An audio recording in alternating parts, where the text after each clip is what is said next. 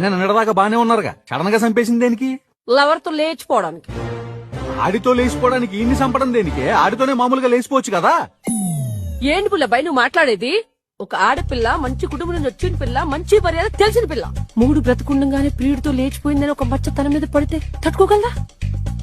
కనీసం పెళ్లికి ముందాన్ని ప్రేమిస్తున్నానని పేరెంట్స్ తో చెప్పుండొచ్చు కదా. ఎంత ఈజీగా చెప్పేశా పుల్లబ్బాయి. భయభక్తులు, కట్టుబాట్లు, పద్ధతి పాళ్ల మధ్య పెరిగిన పిల్ల తల్లిదండ్రుల దగ్గర నిలబడి నేను ఒకటి ప్రేమిస్తున్నానని ఎలా చెప్పగలదు పుల్లబ్బాయి? కనీసం అని లేపేసే ముందు కూర్చోబెట్టి ఒక మాట చెప్తే మనసు ఒప్పుకోకపోయినా మనిషిని బతుకుంటే చాలనుకుని ఆడే దగ్గర వీళ్ళిద్దరికి పెళ్లి చేసేవాడు కదా. ఎన్ని యుగాలు గడిచినా, ఎన్ని తరాలు మారినా మా ఆడవాళ్ళ మనసు మీ మగ్గాళ్ళకి ఎప్పటికీ అర్థం కాదు. ముగుడే దగ్గరుండి వేరే వాడికి పెళ్లి చేశాడంటే రేపు వాడు సొసైటీలో తలెత్తి తిరగలడా? తాళి కట్టిన మొగుడు నలుగురిలో నవ్వుల పాలు కాకూడదనే కదా వాడిని లేపేసింది. అంటే ఏ యాంగిల్లో